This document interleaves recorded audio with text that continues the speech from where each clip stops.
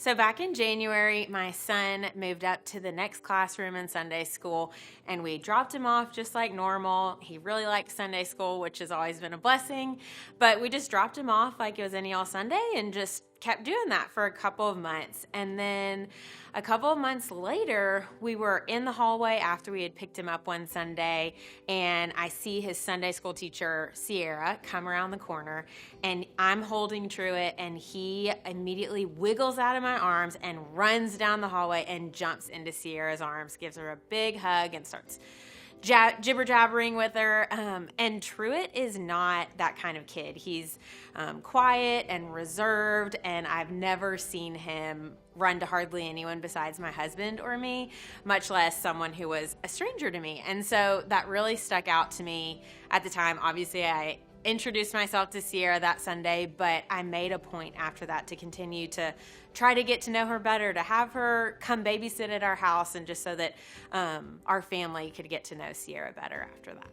So I've gotten the privilege of working in church ministry for the last couple years of my life, and so I've gotten to talk to a lot of women about the value of serving in their church. And specifically in those conversations, I always point people to children's ministry just because I think it's such a great ministry to serve in order to meet a lot of different people in the church, because you're obviously going to spend time with kids, but you're going to interact with their parents and with the volunteers that you're serving with. There's just so many different people that you get to have contact with. And I would always tell people the story from my college days here at the Bridge of serving in the nursery with Carolyn and Whit Smith.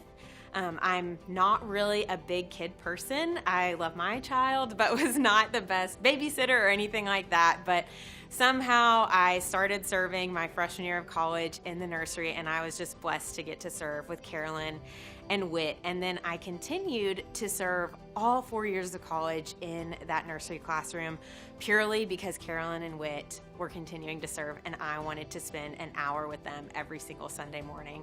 And it wasn't anything like wild and crazy or super deep necessarily, but we just sat and rocked babies. And Carolyn is a baby whisperer, and so I just got to watch her work her magic on babies. And they would talk to my sister and I served together. They would talk to us about their life and having grown kids who were getting married and having babies of their own, and what it was like becoming grandparents. And I just feel like I learned a lot and was actually discipled in a lot of ways by them over the course of those 4 years.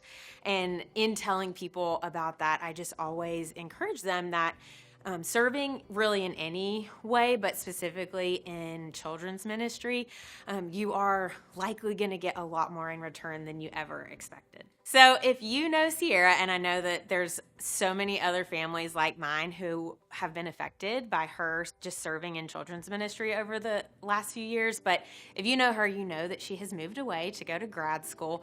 And even though I've only known Sierra for like 8-9 months, I already feel the loss of Sierra moving away. We feel it when we drop Truett off on Sunday, and there's not that face that he sees and lights up when he sees her when we drop her off.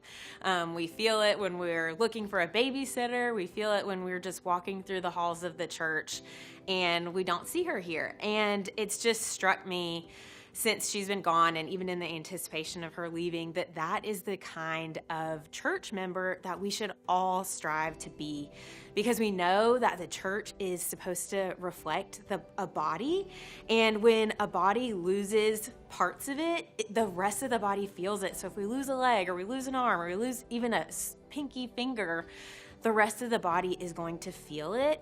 And I think that is how the Bridge is feeling in Sierra's absence.